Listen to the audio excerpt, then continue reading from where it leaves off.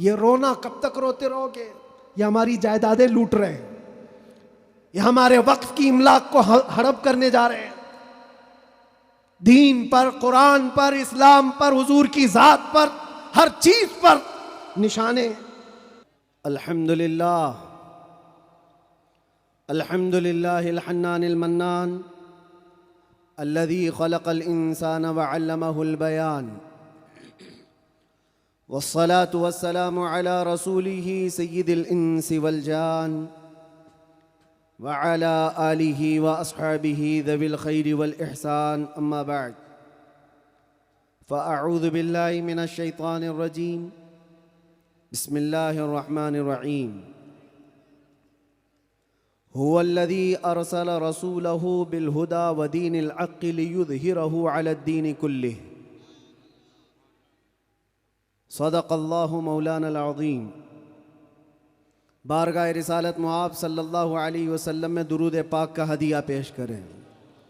अल्लाहुम्मा सल्लि अला सय्यिदिना व मौलाना मुहम्मदिन मअदनिल जूदि वल करम व आलिही व अस्हाबिहिल किराम व इब्निहिल करीम व बारिक व सल्लिम सलातन दाइमतन सरमदन अबदा। फूंकों से ये चिराग बुझाया न जाएगा,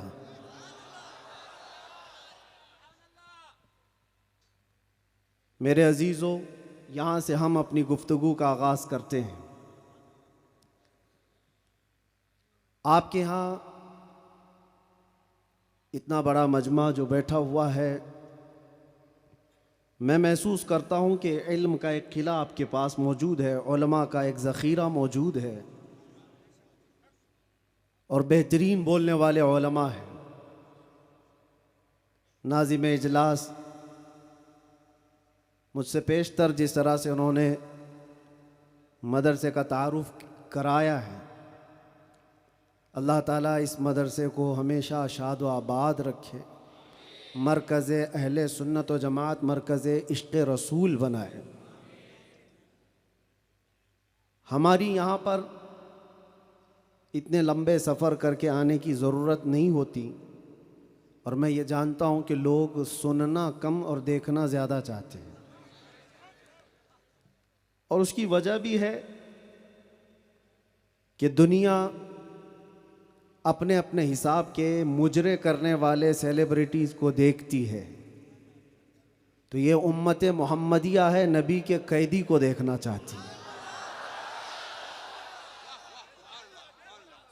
जाहिर सी बात है, जेल से छूटने के बाद आदमी चेहरा छुपा के घूमता है, होता ऐसी ही है। जेल काट के आया है, सज़ा काट के आया है, लोग उसको देख करके ताने मार रहे होते हैं और वो मुँह छुपा कर घूम रहा होता है। लेकिन ये कानून हर जगह फिट नहीं होता। वो और होते हैं जो चेहरा छुपा के घूमते हैं, जो नबी के नाम पर जाते हैं, वो यहाँ भी चेहरा उठा के जीते हैं और इंशाअल्लाह क़यामत के दिन भी चेहरा उनका सुरखरू रहेगा। इसलिए कि इकबाल ने बहुत अच्छी बात कही, आबरूए माँ जना में मुस्तफ़ा अस्त, हम सब की इज्जत व आबरू मुस्तफ़ा के नाम से वाबस्ता है। और अल्लाह करीम कुरान अजीम में इरशाद फरमाता है, वलिल्लाहिल इज्जतु वली रसूलिही वलिल मुमिनीन, इज्जत अल्लाह की है, रसूल की है और मोमिनीन के लिए है। हमने देखा है मेरे अजीज़ों, जिन लोगों को आज सेलिब्रिटी कहा जाता है या पावरफुल शख्सियत कहा जाता है, सियासत में आने की वजह से या फिर ग्लैमर की दुनिया में आने की वजह से, टेलीविज़न के ऊपर आने की वजह से, उनके हालात ऐसे हैं कि जब तक जवानी है उनकी चांदनी है और जब तक उनका शबाब है वो चमक रहे हैं। जहाँ चेहरे पे झुर्रियाँ पड़ गई, नया हीरो आ जाएगा। दुनिया एक नया हीरो अपना ढूंढ लेती है और ये दुनियावी हुस्न जमाल पर इतराने वालों की ज़्यादा लाइफ नहीं होती, वो बरकरार नहीं रह सकते। ना ही सियासत की कुर्सी पर बैठ करके इक़्तिदार जमाने वाले, हमने उनको भी देखा है, नई पार्टी आई और बूढ़े को साइड में लगा दिया गया। अब बूढ़ों को कोई पूछता भी नहीं है, 40-40 साल बेचारे खिदमत करते रहे और आज रिटायरमेंट की कर्बनाक ज़िंदगी गुजारने पर मजबूर हो गए। लेकिन ये मुस्तफ़ा की ग़ुलामी की दुनिया अलग है। यहाँ हुजूर पाक सल्लल्लाहु ताला अलैहि वसल्लम का ग़ुलाम एक आलिम दीन जितना बूढ़ा होता जाता है उतनी इज्जत उसकी बढ़ती चली जाती। यहाँ बूढ़ों की इज्जत कम नहीं होती, बल्कि उसको बूढ़ा कहाँ कहते हैं, जवान बैठे होते हैं लेकिन बूढ़े आलिम दीन को फैसल बनाकर बिठाते हैं। जो ज़्यादा उम्र वाला हो गया, वो तजुर्बे वाला ज़्यादा हो गया, उसकी इज्जत बढ़ती चली गई। इसलिए कि ये इज्जत पाउडर लाली की इज्जत नहीं है, ये मेरे मुस्तफ़ा के कदमों से हासिल की हुई इज्जत है। हमने देखा है मुर्शिद गिरामी हुजूर ताजुश्शरीअ बदरुत तरीक़ा को उम्र 75 साल की हो गई, बुढ़ापा था, लेकिन एक जगह उन्हें बिठा दिया जाए और लाखों को एक तरफ, दुनिया लाखों को देखना छोड़ देगी, उस एक मर्द कलंदर पर देखती रह जाए। क्या यह हकीकत नहीं? उनको देखी हुई आंखें मौजूद होंगी। वो हुस्न जमाल नबी पाक सल्लल्लाहु ताला अलैहि वसल्लम की ग़ुलामी से हासिल किया हुआ हुस्न जमाल है। इसीलिए मेरे अजीज़ों याद रखो, इसी बात पर मैं कहता हूँ, आबरूए माँ जना में मुस्तफ़ा अस्त, हम सब की इज्जत व आबरू मुस्तफ़ा के नाम से है। हरचे दरी दुनिया बादे मुस्तफ़ा अस्त, जो कुछ इस दुनिया में हमारे पास है वो नबी के बाद है। जो भी रिश्ता नाता है, जो भी ताल्लुक़ है, वो सब हुजूर पाक के बाद है। नबी से हो जो बेगाना उसे दिल से जुदा कर दे, पिदर मादर बिरादर जानो माल उन पर फिदा कर दे। ये ईमान का तकाजा है और ईमान इसी का नाम है। और आला हज़रत इमाम अहले सुन्नत फाजिल बरेलवी क्या फरमाते हैं, ईमान किसे कहते हैं, उसकी दो चंद मिसालें आपके सामने रखता हूं। और जब ये ईमान आ जाए तो मेरे अजीजों, ये जो आंधियां चल रही, ये जो तूफान आए हुए हैं, ये रुख मोड़ लेंगे। इसलिए कि सुना है कुदसियों से मैंने कि वो शेर फिर होशियार होगा। इकबाल ने कहा था, निकल करके सहरा से जिसने उलट दिया था तख्ते रोमा को, सुना है कुदसियों से मैंने कि वो शेर फिर होशियार होगा। वो मक्का के रहने वाले, मदीना तैयबा की चटाइयों पर बैठने वाले, एक खजूर पर पूरा दिन इक्तिफा करने वाले, पैबंद लगे कपड़े पहनने वाले, वो रसूल पाक के ग़ुलाम, लेकिन निकले थे मक्का से पैबंद लगे कपड़े बगैर चप्पल के। उस वक्त की दो सुपर पावर ताकतों को घुटने टेकने पर मजबूर कर दिया था। तख्ते रोमा को उलट दिया था, रोमन एम्पायर, और पर्शियन एम्पायर जिनको कैसर और किसरा कहा जाता है, दोनों को झुकने पर मजबूर कर दिया था। तारीख की ये सच्चाइयां बताती। कौन लोग थे वो? खालिद बिन वलीद, सैफुल्लाह अल मसलूल, 4 लाख सलेबियों के सामने मुकाबले के लिए खड़े थे। तो सलेबियों के बादशाह ने कहा था कि ये अरब के बद्दू या अरब के देहाती लोग हमसे लड़ने आए, जो रोमन एम्पायर के फौजी हैं, असलहे से लेस हैं, ताकत से भरपूर हैं। तो खालिद बिन वलीद ने क्या कहा था जानते हो? आपने कहा था, रोमियो, जिस तरह तुम्हारे फौजी शराब पसंद करते हैं, हम वो फौज लेकर के आए हैं, तुम्हारी शराब से ज्यादा हम शहादत पसंद करते हैं। ये वो लोग हैं जो शहादत के लिए जीते हैं। अजीज़ा ने गिरामी वक़ार, वो ईमान कामिल जब आ जाए तो फिर ये तूफ़ान और ये आंधियां अपना रुख मोड़ लेंगी। आज वजह यही है, उनसे फिरे जहां फिरा फिराई कमी वक़ार में। उनके जो हम गुलाम थे, खल्क के पेशवा रहे। हुजूर पाक सल्लल्लाहु ताला अलैहि वसल्लम की गुलामी से जहां कहीं तुम मुंह फेरोगे, थोड़ा सा भी हटोगे, इज्जत निकाल ली जाएगी, इज्जत खत्म कर दी जाएगी। तुम्हें जो मर्तबा मिला है वो खैर उम्मत होने का, वो हुजूर की गुलामी की वजह से मिला है। उमर इब्न खत्ताब रदियल्लाहु ताला अन्हु 36 लाख स्क्वायर किलोमीटर पर हुकूमत करते थे। तब आपने ये नहीं कहा खत्ताब का बेटा उमर इतने बड़े खित्ते पर निगरान हुकूमत कर रहा है, बल्कि आपने कहा था हमें आज जो इज्जत मिली है वो हुजूर की गुलामी की वजह से मिली। वो फ़ख्र ये करते थे, खालिद बिन वलीद 125 जंगों में गए, हर जगह फतह याबी, हर जगह फतह।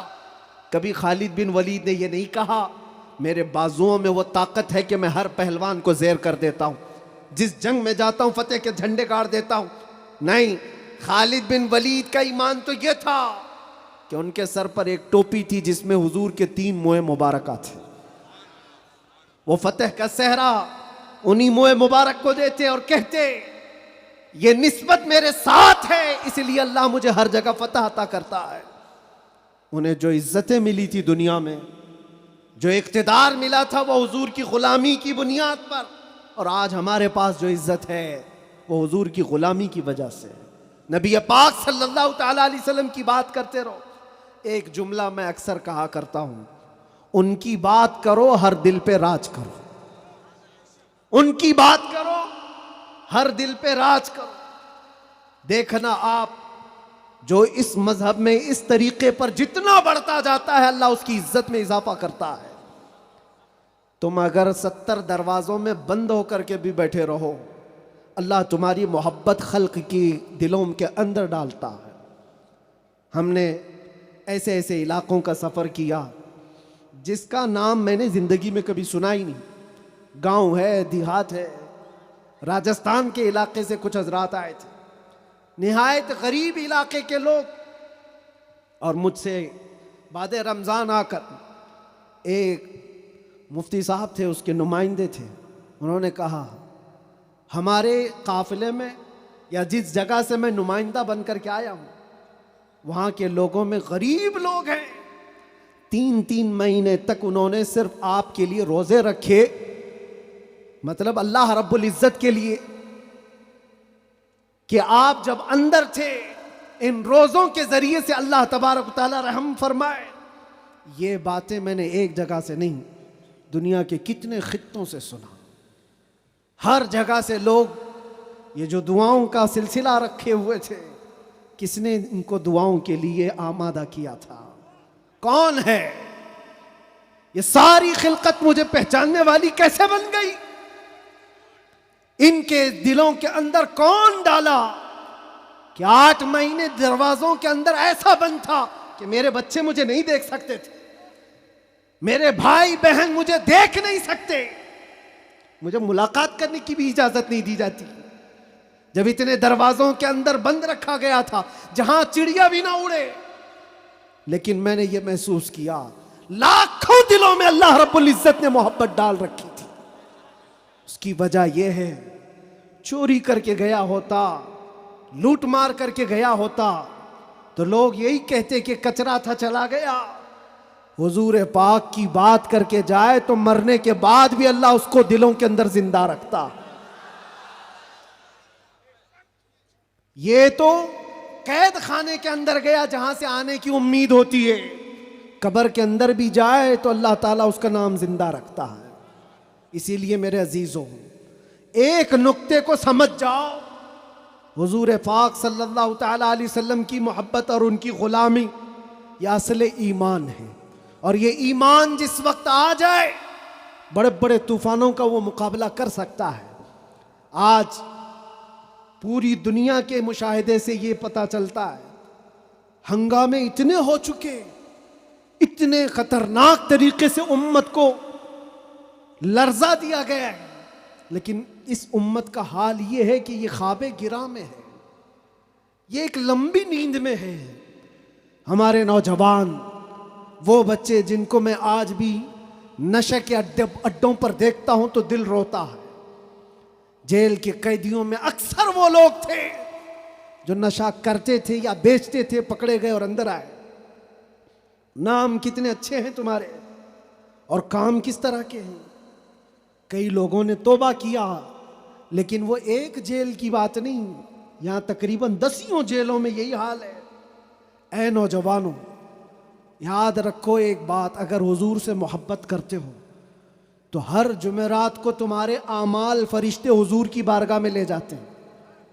हर जुमेरात को फरिश्ते तुम्हारे नाम के साथ हुजूर की बारगाह में पेश करते हैं, फलां बिन फलां ने हफ्ते भर ये काम किए। हुजूर पाक सल्लल्लाहु अलैहि वसल्लम फरमाते, मैं अपने हर उम्मती को उसके बाप के नाम से पहचानता हूं, हर उम्मती को पहचानता हूं। जब उसके बुरे आमाल मुझ तक पहुंचाए जाते हैं तो मुझे गम होता है, मैं इस्तिग़फ़ार करता हूं अल्लाह की बारगाह में। और जब अच्छे आमाल पेश किए जाते हैं तो अल्लाह की बारगाह में शुक्र बजा लाता हूं। थोड़ा अपनी ज़िंदगी के ऊपर नज़र डालकर देखो, कितने हफ्ते ऐसे गुजर गए होंगे कि जब हमारे बुरे आमाल हुजूर की बारगाह में पेश किए जा रहे हो। क्या ये अब भी बदलने का वक्त नहीं है नौजवानों? दुनिया ये चाहती है कि तुम नशे के अड्डों में खोए रहो। कुछ इलाकों में ऐसे भी मैंने देखे हैं जहां बड़े बड़े लोगों का उन्हें सपोर्ट है कि करो तुम नशा, बेचो तुम नशा, तुम्हारी नस्लें बर्बाद हो जाएं, तुम्हारा इलाका बर्बाद हो जाए।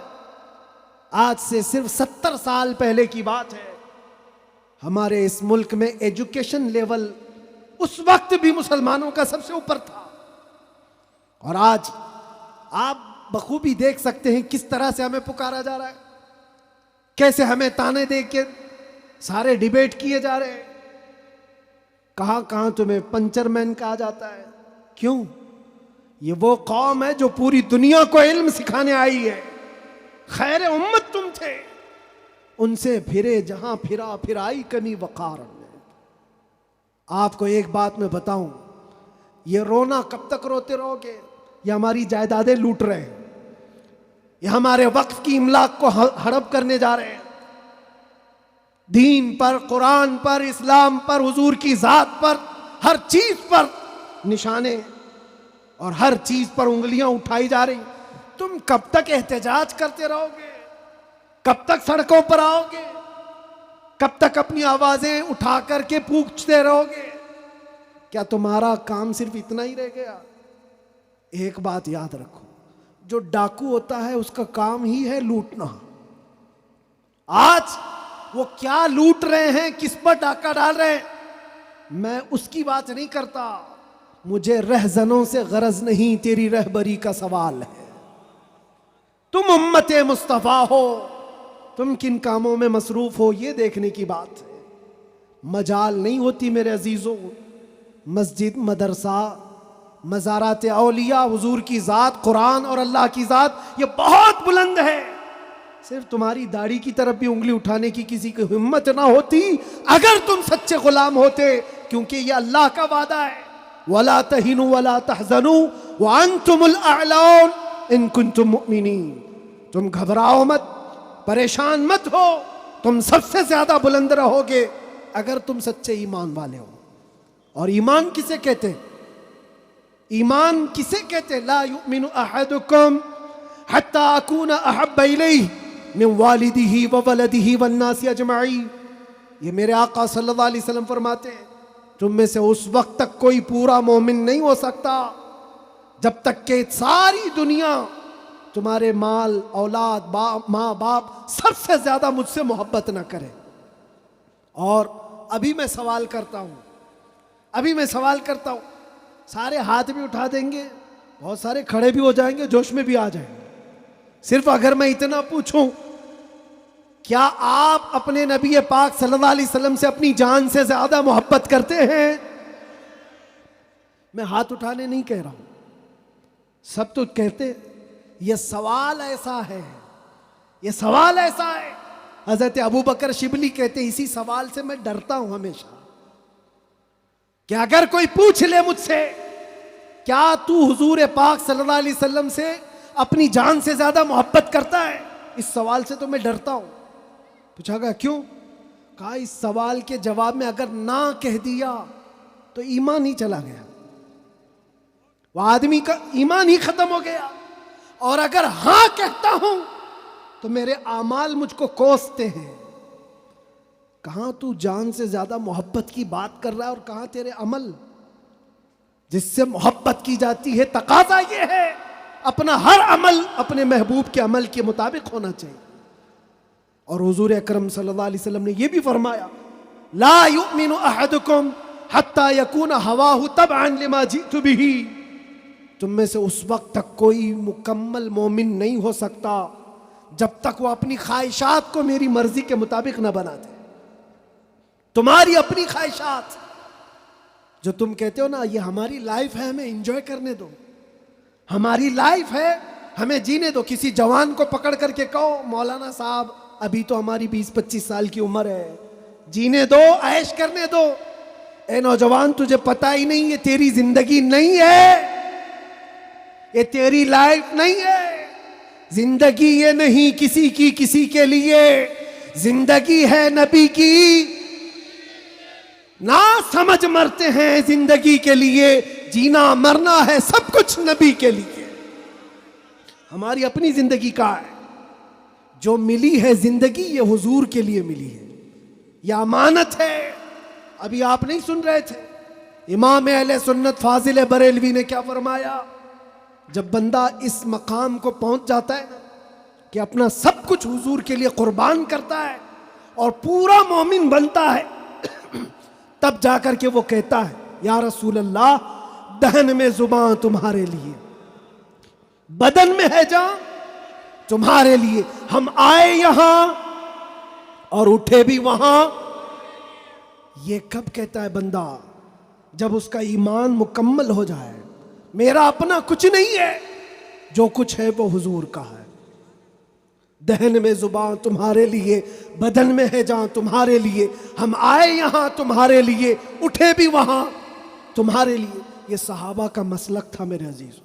उन्होंने अपने सारे रिश्ते हुजूर पाक की मर्जी पर लाकर ख़त्म कर दिए थे।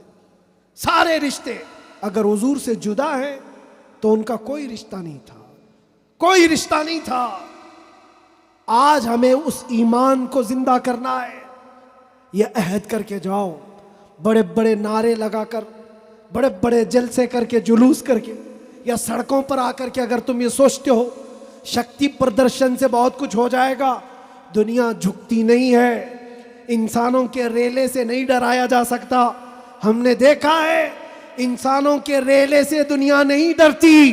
पांव से माजूर लंगड़ा भी हो, लेकिन अगर व्हील चेयर पर बैठकर लब्बैक पुकारे, पूरा यूरोप हिलने लगता है।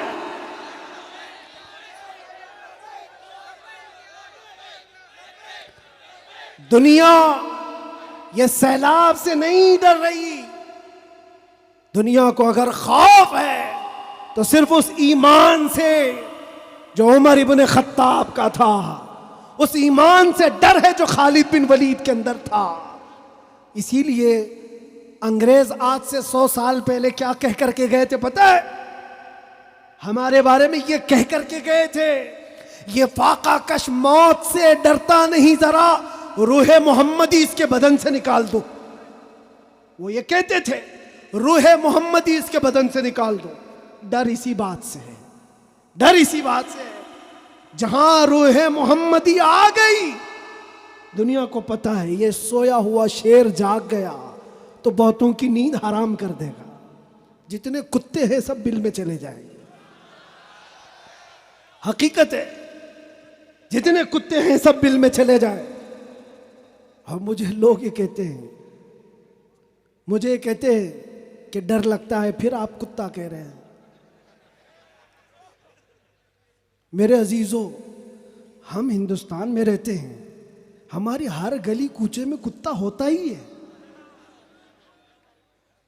मुझसे बाज़ाब्ता तरीके से सवाल जवाब कर रहे थे, आप तकरीर में इस तरह से कह रहे हो, कुत्ता कह रहे हो, कुत्ता कह रहे हो। मैंने कहा किसको कह रहे हो? मैंने कहा कुत्ते को कुत्ता कहा, किसको कहा जाएगा? हम कुत्ते को कुत्ता ना कहें तो आप बोले टॉमी बोले। अजीजा ने गिरामी वक़ार, मुझे उससे लेना देना नहीं है। बात यह है कुत्ते क्यों भौंक रहे हैं उससे क्या गरज, शेर क्यों सोया है उससे गरज है। शेर क्यों सोया है इससे मुझे गरज है। नबी पाक सल्लल्लाहु ताला अलैहि वसल्लम की उम्मत बुज़दिल तो नहीं हो सकती, बुज़दिल नहीं हो सकती। हम कफन बरदोश हैं। हम दुनिया में आए अल्लाहु अकबर सुन करके आए और जाएंगे तो अल्लाहु अकबर सुन कर जाएंगे, है या नहीं? पैदा हुए थे तो कानों में क्या सुन गए? किसी मौलवी साहब ने अजान दी थी कि नहीं दी थी? अल्लाह अकबर कहा था कि नहीं कहा था? अरे जिस दिन पैदा हुए थे उसी दिन कहा था। क्यों कहा था? ये तुझे पता चले अल्लाह अकबर का मतलब अल्लाह सबसे बड़ा है, बाकी कोई बड़ा नहीं है। दूसरे से डरने की जरूरत नहीं, अल्लाह सबसे बड़ा है। और जब मरोगे तो इमाम साहब जनाजे पे खड़े होकर के क्या कहेंगे? नमाज के लिए रकात बांधेंगे कि नहीं? अल्लाह अकबर। जाते हुए भी हमारा ये कानून है कि वो अल्लाह को सबसे बड़ा मान करके जा रहा है। तो फिर ये बीच की जिंदगी में ऐरे गैरे नत्थु खेरे से डर क्यों? ज्यादा से ज्यादा यहां ये होगा जो हमारे साथ हुआ है। मियां, ये तो चंद दिनों की बात थी। सहाबा इकराम में वो लोग हैं जो 16-16 साल तक कैद की सजाएं काटे हैं। हुजूर पाक सल्लल्लाहु अलैहि वसल्लम के जमाने में 16 साल तक कैद रखा गया। वो भी आज मिसालें बहुत है, मौजूद हैं। आजमाइश का दौर, अगर अल्लाह ने हमारी जिंदगी में ये लिखा है तो वो कबूल करो।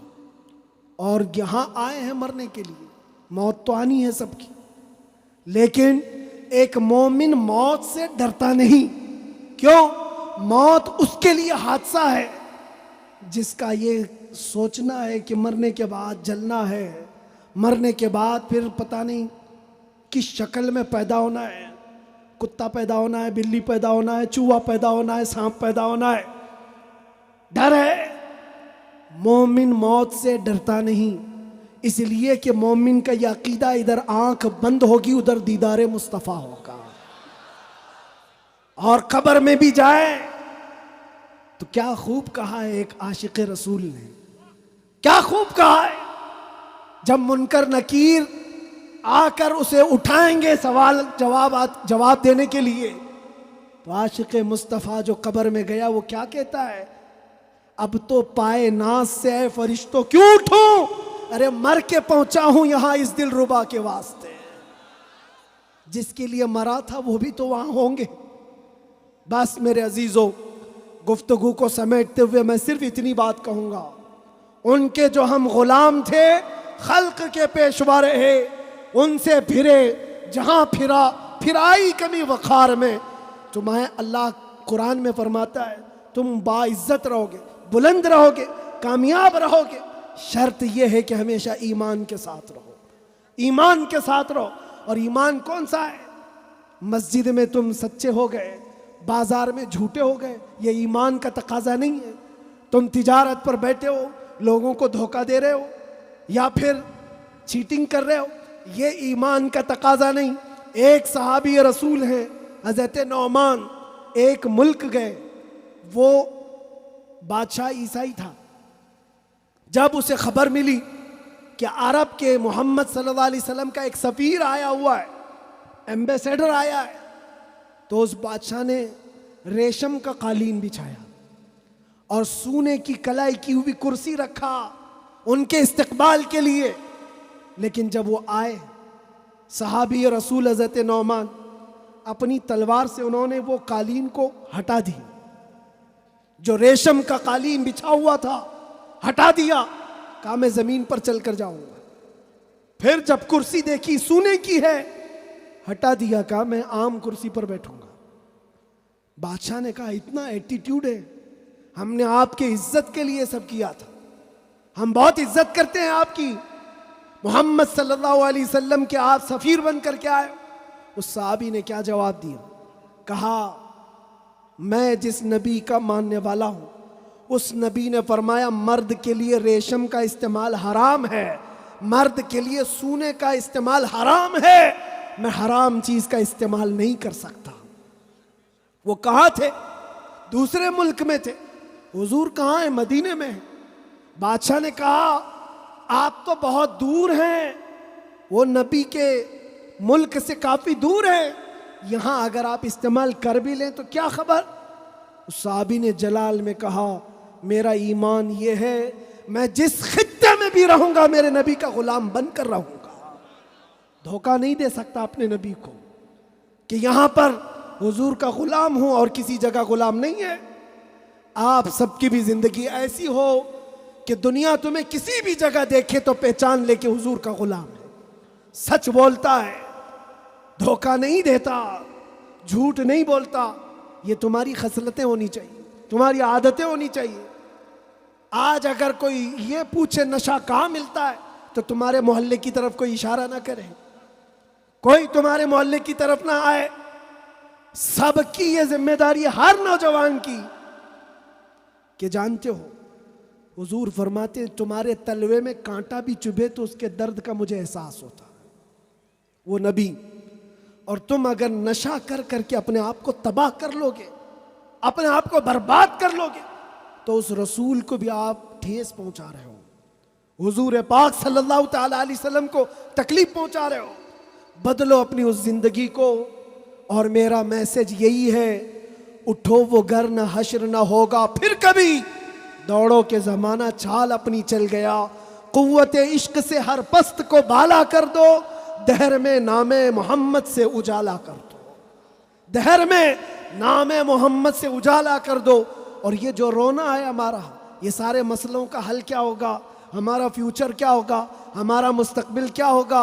अरे अल्लाह करीम कुरान में फरमाया है, जिससे मैं अपनी गुफ्तगू का आगाज किया था, फूंकों से ये चिराग बुझाया न जाएगा। ये दीन इस्लाम तुम्हारे और हमारे बाप से चलाया नहीं जाएगा, ये अल्लाह करीम का निज़ाम है। चंगेज भी आए, हलाकू भी आए, बड़े बड़े आए, सड़े सड़े आए, इस दर्द को हिलाने की कोशिश करते रहे और नामो नमूद भी खत्म, नामो नुमाइश भी खत्म, सब चले गए। बाकी मगर अब तक नामो निशा हमारा, यूनानो मिस्र रोमा सब मिट गए जहां से, बाकी मगर है अब तक नामो निशा हमारा। इकबाल ने ये सच कहा था, तौहीद की अमानत सीनों में है हमारे, आसान नहीं मिटाना नामो निशा हमारा। इस बात को याद रखो, तुम्हारे मिट जाने से, मेरे कत्ल हो जाने से इस्लाम नहीं मिटता, इस्लाम खत्म नहीं होता। अंधे लोग अगर ये सोच करके बम बरसा रहे हो, कत्ले आम कर रहे हो, तो उन्हें कान खोल कर सोच लेना चाहिए, करबला की धरती पर इमाम हुसैन के पूरे खानदान को कत्ल कर दिया गया उस वक्त जब इस्लाम नहीं रुका था, तो इस सैलाब से कभी इस्लाम नहीं रुकने वाला। ये सुबह क़यामत तक चमकता दमकता रहेगा। अल्लाह फरमाता वलो करी हल काफिरून, अगरचे काफिरों को अच्छा ना लगे, अल्लाह ताला इस दिन को गालिब रखेगा। आप बदलो अपनी जिंदगी को, सच्चे मुसलमान बनो, सच्चे इस्लाम की पैरवी करो, ताकि दुनिया को आज जो ये प्रोपेगेंडा फैला करके समझाया जा रहा है, उस प्रोपेगेंडे को बदल करके दिखाओ कि नहीं, झूठ हमारी खसलत नहीं है, बददयानती हमारी आदत नहीं है, बलात्कारी हम में से नहीं हो सकते, चोर चमार डाकू नशाखोरी ये हम में नहीं हो सकती। ये सारी खसलतों को अपने मुआशरे से दूर करके फिर साबित करके बताओ कि हुजूर पाक का गुलाम जिधर से गुजरता है खुशबुएं फैला कर जाता है। और इज्जत फिर तुम देखोगे मेरे अजीजों, इज्जत फौज जमा करने का नाम इस ताकत नहीं है, ईमान की कुव्वत बढ़ाने का नाम असल ताकत है। यह ताकत वापस आ जाए इंशाअल्लाहुल अजीज। एक जुमला कहता हूं, सुनो, कान खोलकर सुनो, बहुत अच्छी बात है। ये मेरी पूरी तकरीर का खुलासा, लुब्बे लुबाब हासिल कलाम। क्या क्या चीजें तुम्हें चाहिए, क्या क्या चीजें चाहिए? तख्त चाहिए, सियासत चाहिए, क़ियादत चाहिए, हुकूमत चाहिए, एजुकेशन में महारत चाहिए, बड़ी कामयाबी चाहिए, क्या क्या चाहिए? ज़मीन चाहिए, जायदाद चाहिए, ऊपर तक उड़ना आना चाहिए, क्या क्या चाहिए? सब जमा कर लो। एक ही चीज है, एक ही चीज है कि मोहम्मद से वफा तूने तो हम तेरे हैं। ये जहां चीज है क्या? लौहो कलम तेरे हैं, लौहो कलम तेरे हैं। और आज हमने महसूस किया है, मुझे कौन पहचानता था, मैं किस खानदान से हूं, ये मैटर नहीं करता। मैं अपने बाप के नाम से, अपने खानदान के नाम से या कोई सियासी ओहदा रखने की वजह से नहीं पहचाना जाता, बल्कि अगर पहचाना जाता हूं तो सिर्फ इस बुनियाद पर, जब तक बिके न थे तो कोई पूछता न था, या रसूल अल्लाह तुमने खरीद कर हमें अनमोल कर दिया। लब्बैक या रसूल अल्लाह।